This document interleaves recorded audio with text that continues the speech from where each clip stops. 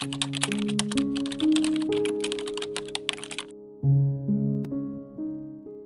you ever looked someone in the eyes and realized they were only pretending to care? Not lying outright, not wearing an obvious mask, just subtly faking it. Enough to make you doubt yourself, enough to make you wonder if anyone is real anymore. Here's the bitter truth. Most people aren't who they seem. They're not honest, not authentic, not consistent. They're adapting, performing, bending to whatever gains them validation, status, safety, or control. This isn't just deception. It's survival. From office smiles that hide resentment, to friendships rooted in convenience, to compliments laced with silent envy. We exist in a theater of carefully managed personas. And if you haven't realized that yet, you're probably losing a game you don't even know you're playing. But what if you could finally see through it? This video will reveal the psychological mechanics behind why people act fake, and why they feel they have to. It will expose the hidden rules of power that Machiavelli wrote about centuries ago, still alive and breathing in every social dynamic you're part of today. You'll learn how fakery functions as a social strategy, why niceness is often a weapon of control, the subtle difference between authenticity and image management, and how to develop the one thing that protects you from being used, emotional discernment. Because here's the deeper danger. The more you expect sincerity in a world that rewards performance, the more you set yourself up to be exploited. But once you stop chasing realness in everyone else, and start cultivating psychological clarity within yourself, you become immune, untouchable, silent, and sovereign. That's the lesson Machiavelli tried to teach, and most misunderstood. He wasn't glorifying deceit. He was warning you, if you want to survive among wolves, stop acting like sheep. So stay with me, because what you'll hear today might shatter your trust in people, but it'll return your trust in yourself. Drop a comment if you've ever felt surrounded by fake smiles. Let's go deeper. Welcome to Psychra. There's a strange paradox at the center of human connection. We crave authenticity, realness, depth. We say we want people to be honest with us, to be raw, to show up as their true selves. But the moment they do, when the mask slips and the unfiltered truth emerges, most people recoil. They get uncomfortable. They judge. They punish. So people learn early on. Truth doesn't pay. Masks do. A child quickly figures out that their parents reward obedience, not emotional honesty. A teenager discovers that pretending to be confident wins more approval than actually admitting fear. An adult realizes that networking, flirting, smiling, even when drained, opens more doors than silence ever will. We become actors. Some master the craft. Others do it just enough to survive, but few ever escape the stage. Niccolò Machiavelli understood this centuries before psychology gave it names. In The Prince, he wrote something that society still finds uncomfortable to accept. Everyone sees what you appear to be. Few experience what you really are. Machiavelli didn't invent deception. He simply named it. He said aloud what most powerful people already practiced, that appearances matter more than essence in a world governed by perception. And the average person hates him for it. They call him manipulative, cynical, evil. But here's the deeper truth. Machiavelli wasn't promoting fakery. He was trying to teach us how power actually works when you strip away the moral fairy tales. Because power doesn't flow toward the most honest. It flows toward the most aware. And awareness begins with seeing the masks, not just on others, but also on yourself. Let's be brutally honest for a moment. How many of your smiles are real? How often do you agree, just to avoid tension? How often do you say, "I'm fine," when something inside you is screaming otherwise? This isn't an accusation, it's an observation. We all play roles. Roles crafted by fear, reward, rejection, and the deep hunger to belong. Some do it to manipulate. Most do it because they've never been taught how to exist without performing. But Machiavelli wasn't concerned with how this made people feel. He was interested in results. And the result time and time again, is this: the world bends to those who understand appearances and punishes those who don't. And here's the kicker: people will shame you for being fake while wearing their own mask just as tightly. We live in a culture that preaches authenticity while punishing it. A society where image is currency and sincerity is often seen as weakness. Influencers stage vulnerability for clicks. Politicians kiss babies while drafting war policies. Friends flatter you in the group chat and roll their eyes the moment you leave. It's not personal, it's structural. It's the system we've built, one where social survival often demands illusion. But here's where the power flips. The moment you see this system without illusion or bitterness, you stop being controlled by it. You stop expecting authenticity where there is strategy. You stop seeking validation from people who are simply mirroring your needs back to you. And in doing so, you become dangerous. Because now, you see the game. And once you see it, you can play it without being played. This is what Machiavelli meant when he said, "It is not necessary to be virtuous, but to appear virtuous." He wasn't endorsing hypocrisy. He was exposing the necessity of discernment in a world that rewards illusion. You don't have to fake who you are, but you must understand that others will. And if you don't know how to read those masks, you'll project sincerity where there's only strategy. You'll confuse flattery for loyalty, you'll mistake charm for character, and you'll suffer. You'll get betrayed and wonder why. You'll get ghosted and blame yourself. You'll be used, discarded, misled by people who were never real to begin with, because you never learned how to see the mask. But once you do, you stop chasing realness in others and start cultivating it in yourself. Not performative authenticity, but rooted self-awareness. You begin to watch what people do, not what they say. You read energy, not words. You listen for contradiction, not just consistency. You don't judge them for the mask, but you no longer trust it either. And that changes everything. Because when you no longer expect people to be pure, you stop being surprised by their poison. You stop needing them to be real in order for you to feel whole. You become self-sufficient in your perception, detached without being cold, compassionate without being naive. This isn't about becoming fake.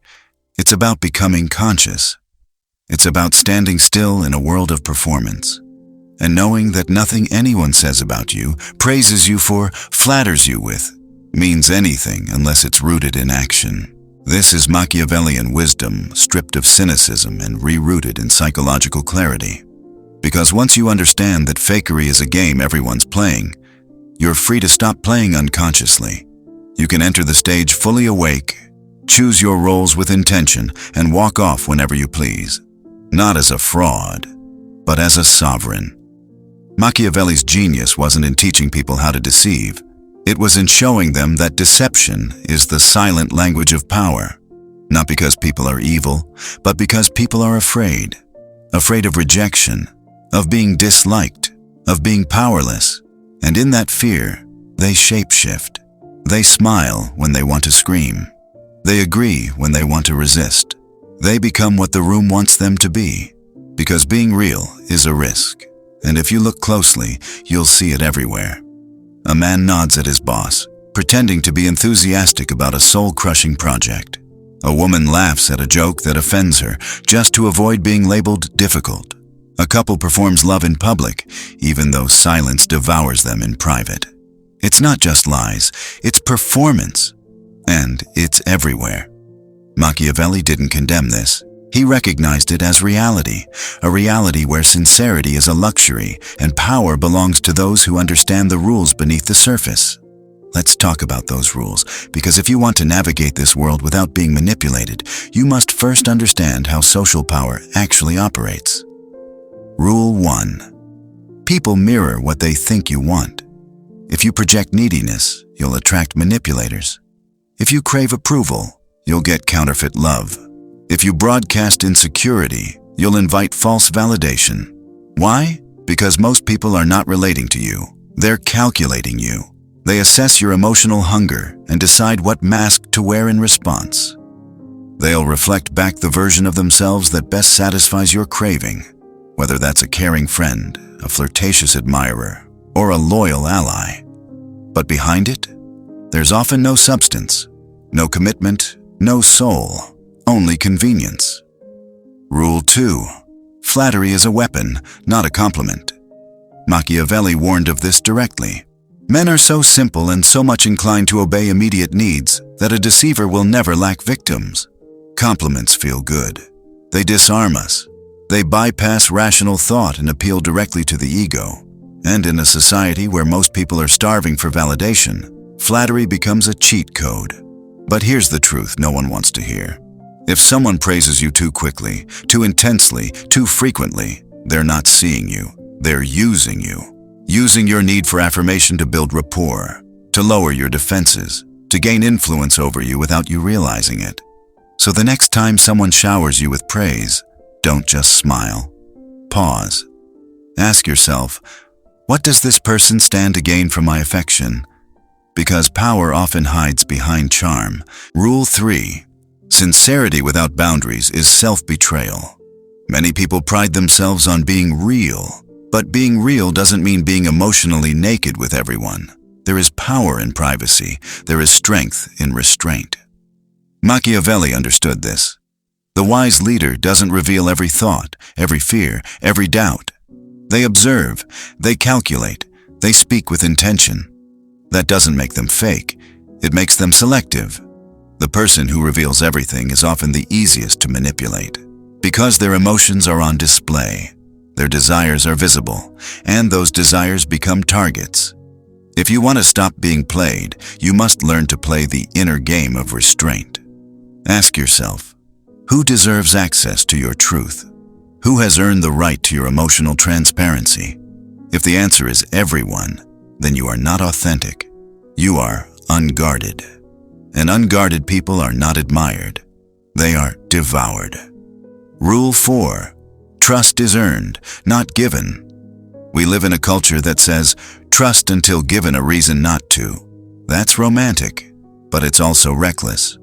Machiavelli would laugh at that logic. He believed in the opposite. Test before you trust. Observe before you open. Not because people are inherently bad, but because most people don't even know their own motives. They lie to themselves before they ever lie to you. They believe their own performances. They confuse their masks for their identities. And so they make promises they can't keep. They say, I'll always be there, without realizing their loyalty has never been tested. They say, I'd never hurt you, without understanding the depth of their own shadow. This isn't malice. It's unconsciousness. But unconsciousness is no excuse for blindness. If you want to stop getting hurt by people who seemed so genuine, then start looking at what they do, not what they say. Watch how they treat others when no one's watching. Observe their consistency when they gain nothing from you. Test their character when you set a boundary. This isn't paranoia, it's wisdom. Rule 5. Appearances create opportunity. Essence sustains it. Here's where Machiavelli and modern psychology align. He believed that appearances open doors. If you look confident, competent, charismatic, you'll be given chances others won't. But if that appearance is hollow, the illusion will eventually collapse. So the game isn't to become fake. The game is to become real and learn how to package your realness in a form the world recognizes. In other words, refine your presence without losing your soul. Master your image without becoming your mask. Be strategic in your expression, but rooted in your truth. That is not deceit. That is power. Machiavelli never said be a liar. He said, understand how liars operate. Understand the game that everyone is playing, whether they admit it or not. And once you do, you'll stop taking things personally. You'll stop expecting people to be better than they are. You'll stop getting shocked when someone switches up on you, because you'll see it for what it is. Not betrayal, not evil, but just another act in the theater of human need. And when you stop needing everyone to be real, you finally become real yourself. Let's step into the mirror now, not the one you show the world, but the one you avoid. Because it's easy to talk about how others wear masks. It's easy to call out the lies, the games, the manipulation all around us. But the real confrontation, the one most people run from, is this: where are you fake? Not maliciously, not with evil intent, but out of fear, out of survival, out of a quiet, aching desperation to belong. Ask yourself, do you smile when you don't mean it? Do you stay silent when your soul is screaming? Do you tell people what they want to hear just to avoid conflict? Of course you do. We all do. Because the first truth Machiavelli ever whispered wasn't about others. It was about us. Everyone sees what you appear to be. Few experience what you really are. Think about that. You've been performing too. To be liked, to be accepted, to protect yourself from the pain of rejection. You've said yes when you meant no. You've complimented someone just to keep peace. You've stayed in rooms, friendships, jobs, and relationships long past the expiration of your truth. And somewhere deep down, you knew. You felt the split inside yourself. That eerie sensation of watching your mouth speak words your heart didn't believe. And you hoped. Maybe if I keep being what they want, maybe if I smile enough, maybe if I'm easy to be around, they'll love me. They'll choose me. They'll see the real me. But they never did. Because the real you never showed up. That is the ultimate irony of fakeness. It starves you of the very connection you crave. So tell me this, and I want you to answer in the comments. Where have you been faking it just to survive?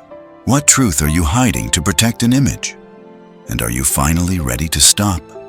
Because this isn't just about other people being fake.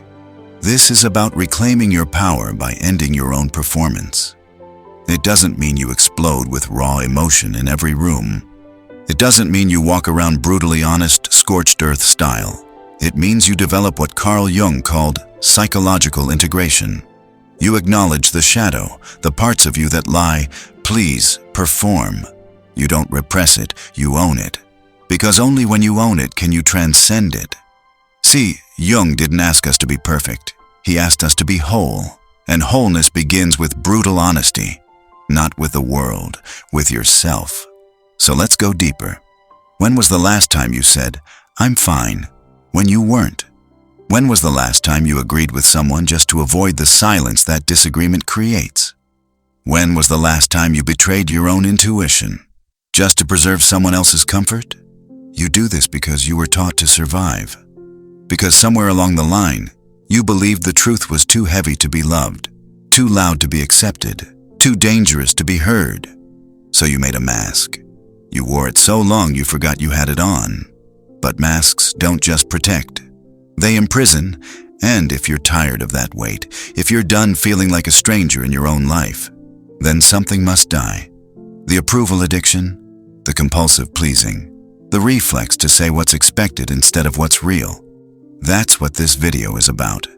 That's why you're still watching, not just to understand them, but to confront you. And if you've felt this, if you've lived with that silent ache of not being fully seen, then say it. Speak it in the comments below. Because there are thousands of people watching this video who feel exactly like you, wearing masks, hiding truths, starving for authenticity in a world built on performance. Say it and let someone else feel less alone. Say it and give yourself permission to begin again.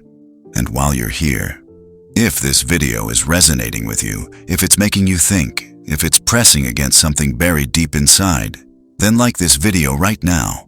Not for me, for you, because this is how we shift the culture, one act of honesty at a time. We don't escape the game of power by pretending it doesn't exist. We transcend it by mastering our role within it. Not as manipulators, not as victims, but as conscious beings choosing truth over image. And truth, as Jung reminded us, is never comfortable, but it is always liberating. There's a strange kind of power in silence, not the silence of weakness, not avoidance, but the kind of silence that sees everything and says nothing. Machiavelli understood this. He knew that in a world of masks and manipulation, the most dangerous man is not the loudest. It's the one who watches, not judging, not reacting, just absorbing. Because in every social game, people reveal themselves. They tell you what they fear by what they brag about. They tell you what they want by what they insult. They tell you who they are by what they pretend to be. And if you can silence your own ego long enough, if you can resist the urge to react, you'll see it all. Most people don't listen to understand. They listen to respond, to defend their image, to insert their opinion, to win a game they didn't even know they were playing. But you must do something different. You must become immune to noise, because that's what fakeness really is. Noise. A distraction from self-awareness. A theater of survival. Carl Jung didn't teach us to escape the mask by calling it evil. He taught us to study it, to trace it back to its roots. And when you do, here's what you'll find. Behind every fake smile is a survival instinct. Behind every manipulation is a fear of vulnerability. Behind every power move is a wound that never healed. So the question is not, why is everyone fake? The real question is, what are they trying to protect? That's what the game of power runs on. Wounded children trapped in adult bodies, afraid of being seen, so they become what the world rewards. Afraid of being rejected, so they play roles until they forget their own face. But Jung's path isn't about power through domination. It's about power through integration. To see your ego, to face your shadow, to understand the parts of you that want to impress, control, manipulate, or hide, and then to hold them in awareness without shame. This is the beginning of individuation, a process of becoming whole, not just the good parts, but all of you.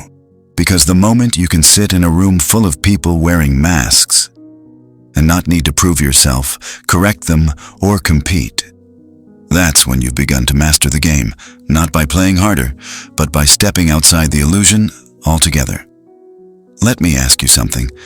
When was the last time you entered a conversation without needing to be liked? When was the last time you observed someone's manipulation and instead of reacting, you simply understood? When was the last time you chose authenticity, even when it cost you approval? That's what true power looks like. Not control over others, but control over your own triggers. Because the person who cannot be manipulated is the person who has nothing to prove. They don't need the spotlight. They don't need applause. They don't need to win every argument. They're anchored in something deeper. Self-awareness, silence, wholeness. This doesn't mean you detach from society. It means you return to it with eyes that see. You no longer expect realness from the unreal. You no longer try to wake people who are committed to sleep. You no longer beg for truth in a room built on illusion. You simply live it, quietly, powerfully, unshakably. That is how you rise above the game, not by exposing everyone else, but by removing your own mask. And that is no small task, because the mask has rewards. It gives you acceptance. It gets you opportunities. It makes you normal. But at what cost? The death of your soul, the betrayal of your truth, the quiet erosion of your own identity? Machiavelli warned that to survive in this world, you must learn to be both the fox and the lion, clever in deception, powerful in defense. But Jung added something more radical. You must become the observer of the fox and the lion within yourself. See them, name them, use them, without becoming enslaved by them. This is the shift. From performer to presence, from puppet to conscious architect. And here's the paradox. When you finally stop trying to appear powerful, you become unshakable. Because your power is no longer in the appearance, it's in your awareness. People will sense it. They'll feel it in your calm, in your boundaries, in the way you don't flinch when they try to provoke you, in the way you don't chase them when they withdraw, in the way your silence becomes heavier than their words. This is spiritual warriorship. Not flashy, not loud, but pure. And in that purity, you'll lose people. They'll call you cold, detached, unfeeling. Let them. Because if your presence makes fakeness uncomfortable, that's confirmation, not a problem. You're no longer here to fit in. You're here to remember who you were before the world told you what to be. That's what Machiavelli could only hint at. That beyond the game, beyond the masks, beyond the strategy. There is a self so deeply rooted in its truth that it cannot be manipulated, dominated, or destroyed. Not because it's trying to win, but because it has already left the board. There's a quiet moment that comes after you've seen the truth. Not the kind of truth found in books or speeches, but the truth you feel in your bones when you finally stop pretending. It's the moment you realize everyone's playing a role. Some out of fear, some out of ambition, some because they no longer remember who they were without the performance. And in that moment, you have a choice. You can resent it, harden your heart, armor yourself in cynicism, or you can use it as a mirror that doesn't just reflect the world, but reflects you, because if everyone is fake, if every smile is a strategy, if every interaction is layered with subtle manipulation, then what makes you different? Have you never worn a mask, never played along, never altered your truth for safety, success, or love? Of course you have. We all have. That's the painful beauty of it. To see the game isn't to sit above it. It's to realize you've always been inside it. But the moment you become conscious of it, the moment you feel the weight of that realization deep in your gut, that's when the real journey begins. Carl Jung called it individuation. The lifelong process of becoming who you truly are, beyond the persona you created to survive. And Machiavelli, he might have smiled at that. Because while he taught princes how to rule, he also knew the cost of illusion. He knew that fakeness is useful, but it's a prison too. Yes, you can wear the mask. Yes, you can win the game. But if you lose your soul in the process, what was the point? Here's the real secret.